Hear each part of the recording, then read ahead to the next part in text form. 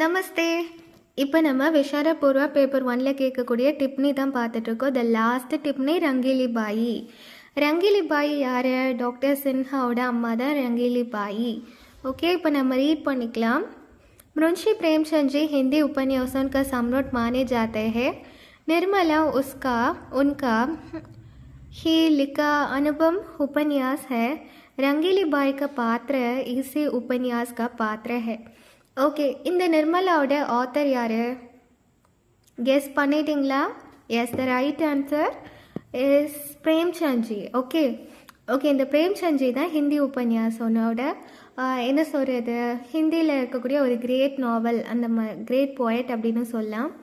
இவரோட நிர்மலாங்கிற இந்த லெசன் இந்த சாப்டர் இவரோடது ரொம்ப அன்கம்பரபிளாட்டு இருந்து ரங்கீலி பாயியோட இப்போது சரித்திர टिप्पणिயை தான் நம்ம இப்போ பார்த்துட்ருக்கோம். ஓகே, रंगीली बाई बाबू बालचंद्र सिन्हा की पत्नी है.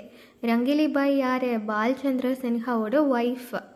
बालचंद्र सिन्हा अपने बेटे का विवाह वकील उदय भानुलाल की बेटी के साथ तय करते हैं. பால்சந்திர சின்ஹா என்ன பண்ணாங்க அப்படின்னா, அவரோட பையனோட கல்யாணத்தை இந்த வக்கீல் உதய பானுலாலோட பொண்ணான நிர்மலாவுக்கு பண்ணி வைக்கணும்னு எல்லா ஏற்பாடுகளும் நடந்துட்டு இருந்துச்சு.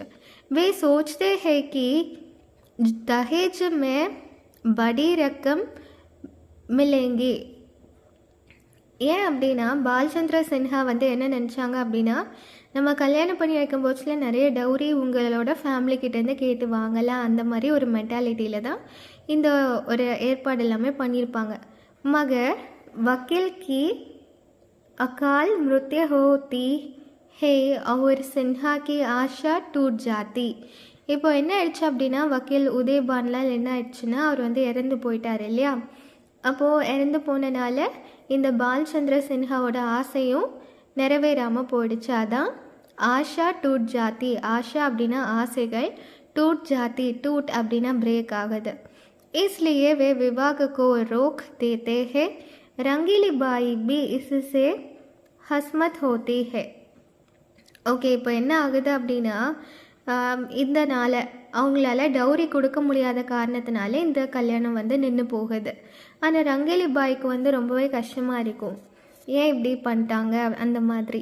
इसी संदर्भ में पंडित मोतीराम कल्याणी का पत्र ला देते हैं.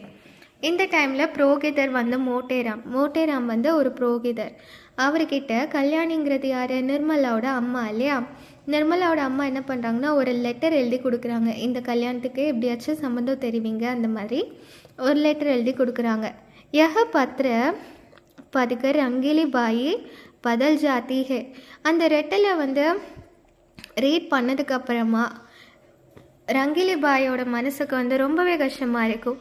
वह बालचंद्र सिन्हा से विवाह ना रोकने की प्रार्थना करती है.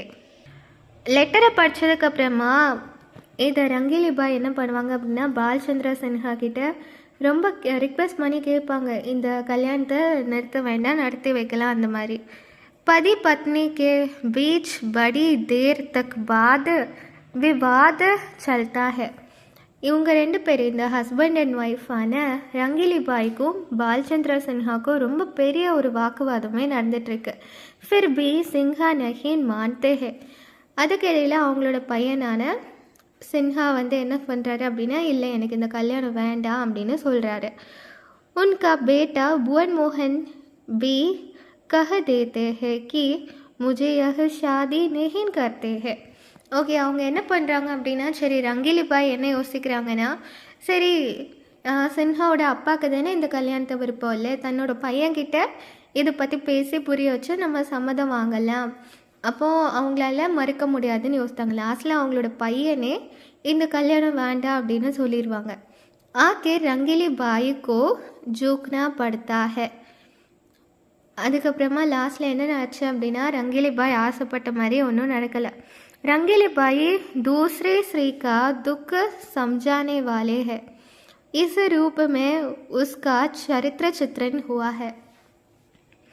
இங்கே ரங்கீலி பாய் ஒரு பொண்ணு இல்லையா, எப்போவுமே சொல்லுவாங்க இல்லையா, ஒரு பொண்ணோட கஷ்டம் இன்னொரு பொண்ணுக்கு தான் தெரியும்னு சொல்லுவாங்க. அதே மாதிரி தான் ரங்கிலி பாயும் ஒரு அம்மாவோட வேதனை என்ன, அந்த நிர்மலா அவங்களோட மனசோட வேதனையை வந்து ரொம்பவே ரொம்ப அண்டர்ஸ்டாண்ட் பண்ண ஒரு கேரக்டராக தான் இதில் காட்டியிருக்காங்க.